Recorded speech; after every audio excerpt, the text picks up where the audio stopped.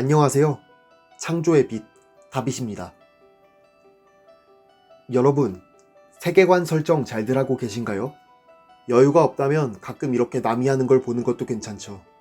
오늘은 천자국 세계관의 음양오행에 해당하는 삼리 육행에 대해 다뤄볼 건데요. 개인적으로 특히 삼리라는 개념에 만족하는 중이라 소개드리는 제가 기대가 되네요. 거두절미하고 들어가 보도록 하죠. 삼리. 만물에는 겉으로 드러나는 두 가지의 기본 힘이 있다. 음에 대해 먼저 말하자면 멈춤, 뺨, 차가움, 받아들임, 순종, 죽음, 어두움, 차분함, 밤, 달, 대지, 무 등등이 음에 해당한다. 그리고 양에 대해 정리하자면 움직임, 더함, 뜨거움, 변화, 반항, 삶, 밝음, 흥분함, 낮, 태양, 하늘, 유 등등이 양에 해당한다. 이 둘을 만유의 근본, 다시 말해 리라고 한다. 그러나 이것만으로 리는 완성되지 않는다. 천자국의 사람들은 이걸로는 우주를 설명하기에 부족하다고 여겼다. 제3의 리, 겉으로 드러나지 않는 중요한 축이 있다. 그것을 영이라 한다. 흔히들 천지인이란 말을 자주 사용한다. 하늘이 양이고 땅이 음이라면 사람이 영에 해당할 것이다. 다음은 영에 대한 어느 선생의 해설이다. 여기 돼지고기와 소고기가 있다. 어느 것이 음하고 어느 것이 양하느냐? 의사들이 말하기를 돼지고기는 음하고 소고기는 양하다 하지 않느냐? 그러나 이것 보아라. 산 돼지와 죽은 소를 비교하면 어떻느냐? 이때에는 돼지가 양하고 소가 음하다 한다. 어째서냐? 음과 양을 구별함이 기준에 있기 때문이다. 고기를 변별할 때는 이것을 사람 몸에 작용하는 음식으로서 구별한다. 그러나 동물을 변별할 때는 이것을 스스로 가지고 있는 기운으로서 구별한다. 이러한 기준을 영이라 한다. 이 영은 많은 경우 음과 양을 변별하는 사람에게서 기인하기도 한다. 같은 것이라도 생각하기에 따라 음이 되기도 양이 되기도 한다는 것이다. 좀 더 분명하고 원론적인 예시가 있다. 차가움과 뜨거움이란 것은 온도라는 기준에서 나타난다. 또한 사물이 있어야 차가움과 뜨거움도 있다. 차가움이 뜨거움이 양이라면 온도라는 기준 혹은 뜨겁고 차가운 그 사물 자체가 영에 해당한다. 또는 어디까지가 차갑고 어디부터가 뜨거운지를 판단하는 그 사람의 기준이 영일 수도 있다. 또한 영은 음양을 담는 틀을 의미하기도 한다. 여기 수학적인 예시가 있다. 모든 것은 무와 유, 다시 말해 0과 1에서 출발한다는 말이 있다. 그러나 0과 1, 무와 유가 있는 순간 이 두 가지를 담기 위한 2라는 수가 필요하게 된다. 그리고 이 0, 1, 2라는 수를 담기 위해 다시 3이란 수가 필요해지고 이것까지 담기 위해 다시 4라는 수가 필요해지며 모든 자연수가 무한히 발화하게 된다. 무가 유가 양이라면 이 둘을 담는 틀이 되며 모든 수를 낳는 수 2가 0에 해당한다 볼 수 있다. 인연의 예시도 있다. 부부의 경우 남편이 양, 아내가 음이라면 그 사이의 사랑 혹은 혼인관계 자체가 영이다. 영이 있기에 음양이 있고 음양이 있기에 영이 있다. 영이 있기에 음양이 변별되고 음양이 있기에 영이 나타난다. 영이 자리를 만들면 음양의 조화가 그 가운데서 만물을 샘솟게 한다. 영, 양, 이것이 삼리이다. 삼리가 하나로 모여 우주 만물이 통하는 단 하나의 근원적 이치를 이룬 상태를 무극 혹은 삼태극이라 한다. 자, 어떠셨나요? 여기까지가 천자국 세계관 속 사람들이 중요하게 여기는 원리, 삼리에 대한 해설이었습니다. 엄밀히는 모든 사람이 중요하게 여긴다기보단 학자와 종교인들 사이에서 더 중요하게 여겨지는 거지만요. 다음은 이 삼리를 응용해서 동양의 오행과 서양의 사원소에 해당하는 육행을 만들어 봤는데요. 아무래도 기존에 있던 것들을 전부 넣고자 하는 욕심이 생기더라고요.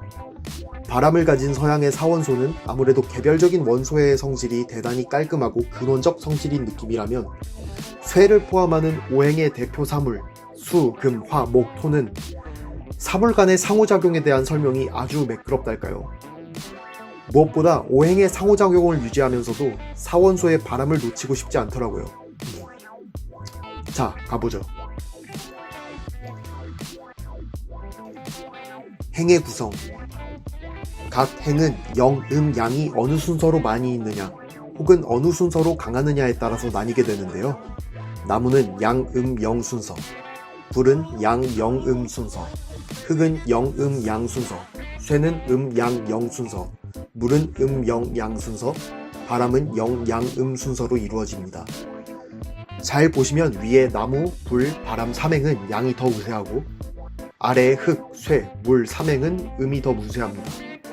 그리고 영은 회전순으로 우세하며 대각에 있는 이들끼리 동일한 정도로 영의 비중을 가지고 있습니다. 이렇게 모두 합쳐서 나무, 불, 흙, 쇠, 물, 바람의 6가지가 되는데요. 이 중 바람에 대해서는 할 말이 많습니다. 천자국의 사람들은 바람에 대해 단순한 물리적 이해와 다른 이해를 합니다. 이 개념은 히브리어의 루아흐라는 단어에서 아이디어를 얻어 만들게 되었는데요. 이 루아흐라는 단어는 숨, 바람, 영혼, 생명이란 여러 의미를 지니고 있습니다. 천자국민들도 이처럼 바람을 영혼이나 생명과 동일한 진료로 인식했습니다. 인간과 동물이 숨을 쉬는 건 바람을 통해 생명을 공급받고 영혼을 유지하는 것. 사람이 죽으면 영혼이 몸을 떠나 공기가 되게 됩니다. 이에 따라 천자국 사람들은 바람과 사람을 동일시하기도 한답니다. 이 전제가 앞으로의 설명에서 필요해질 수 있으니 참고하세요. 그럼 본격적으로 행들의 관계에 대해 나열해볼까요? 생, 한 행이 다른 한 행을 낳는 관계. 목생화, 나무에서 불이 난다. 화생토, 불에서 재가 난다. 토생금, 흙에서 쇠가 난다. 금생수, 지하에서 물이 난다. 혹은 쇠에 물이 고인다. 수생풍, 물가에서 바람이 난다. 혹은 생명, 다시 말해 영혼이 난다. 풍생목, 바람에서 씨나 포자가 온다. 극, 역생이라고도 한다. 한 행이 다른 한 행을 파괴하거나 소멸시키는 관계. 목극풍, 나무 혹은 숲이 바람을 막아 없앤다. 풍극수, 바람이 물을 증발시킨다. 수극금, 물이 쇠를 부식시킨다. 녹슬게 한다. 금극토, 삽이 흙을 뜬다. 쇠가 토양을 흡수해 커진다. 이것은 천자국인들의 믿음입니다. 토극화, 흙이 불을 끈다. 화극목, 불이 나무를 태운다. 산, 두 행이 다른 한 행을 낳는 관계. 목화산토, 나무와 불이 만나 흙을 낳는다. 여기서 흙이란 재입니다. 화토산금, 불과 흙 혹은 강물이 만나 쇠를 낳는다. 토금산수, 흙과 쇠가 만나 물을 낳는다. 이것은 지하수라던가 수원에 대한 천자국인들의 믿음입니다. 금수산풍, 금은과 물이 있는 곳에 사람이 모인다. 수풍산목, 물과 바람이 만나 식물을 키운다. 풍목산화, 나무와 바람이 만나 불을 키운다. 살, 역산이라고도 한다. 두 행이 다른 한 행을 파괴하거나 소멸시키는 관계. 목풍살수, 나무와 바람이 물을 빨아들이고 증발시킨다. 풍수살금, 사람과 물이 쇠를 망가뜨린다. 수금살토, 물과 쇠가 토양을 깎아먹는다. 금토살화, 쇠는 불에 타지 않고 흙은 불을 끈다.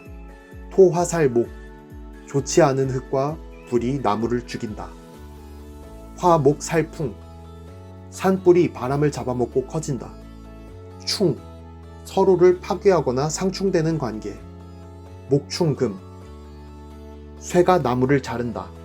나무가 쇠의 일을 나가게 한다. 화충수, 물이 불을 끄고 불이 물을 증발시킨다. 토충풍, 바람이 흙을 건조하게 하거나 흩고 흙은 생명, 다시 말해 영혼을 썩혀 흡수한다. 이산, 제2의 산, 화풍산금, 불과 바람이 만나 쇠를 녹여 만든다. 토수산목, 좋은 흙과 물이 만나 식물을 키운다. 이극, 제2의 극, 금극화, 쇠는 불에 타지 않아 불을 끄기도 한다.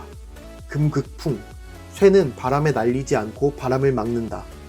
목극토, 나무는 흙을 뚫고 들어간다. 목극수, 나무는 물을 흡수한다. 이충, 제2의 충, 화충풍, 불은 바람을 잡아먹고 크지만 바람이 너무 강하면 도리어 먹혀 없어진다. 토충수, 흙은 물을 빨아들이고 물은 흙을 갉아낸다. 만물이 서로 형성하고 낳으며 해치고 없애니 이로써 만물이 나타나고 소멸하며 우주의 균형을 이룬다. 행이라는 건 단일 행자거든요. 원소가 아니라 목, 화, 토, 금, 수, 풍의 사물로 대표되는 어떤 기운인 거죠. 이건 동양의 오행도 마찬가지고요. 그런 차원에서 육행은 원소이기도 하지만 동시에 만물이 속한 기운이기도 합니다. 각 행은 그 기운을 바라는 대표물이나 대표 개념이 있는데요. 이를테면 오행에서 목은 동쪽, 화는 남쪽, 토는 중앙, 금은 서쪽, 수는 북쪽을 의미하는 것처럼 육행도 그런 상징들이 있습니다. 가볍게 몇 가지 예시만 들어보자면 목의 초록색, 화의 빨간색, 토의 검은색, 금의 노란색, 수의 파란색, 풍의 흰색, 목의 남쪽, 화의 동쪽, 토의 지하, 금의 북쪽, 수의 서쪽, 풍의 천상, 목의 양서류 혹은 파충류, 화의 포유류, 토의 인간, 금의 갑각류 혹은 곤충, 수의 어류, 풍의 조류, 목의 신맛, 화의 매운맛, 토의 단맛, 금의 쓴맛, 수의 짠맛, 풍의 고소한 맛, 이렇게 있습니다. 그럼 이렇게 해서 삼리와 육행에 대한 설명이 끝났는데요. 어떠셨나요? 여러분도 생각나는 세계관이나 설정이 있다면 시간이 날 때 한번 붙잡고 만들어 보길 바랍니다. 긴 영상 봐주셔서 감사합니다. 이번 영상이 흥미로웠다면 좋아요와 구독을 눌러주세요.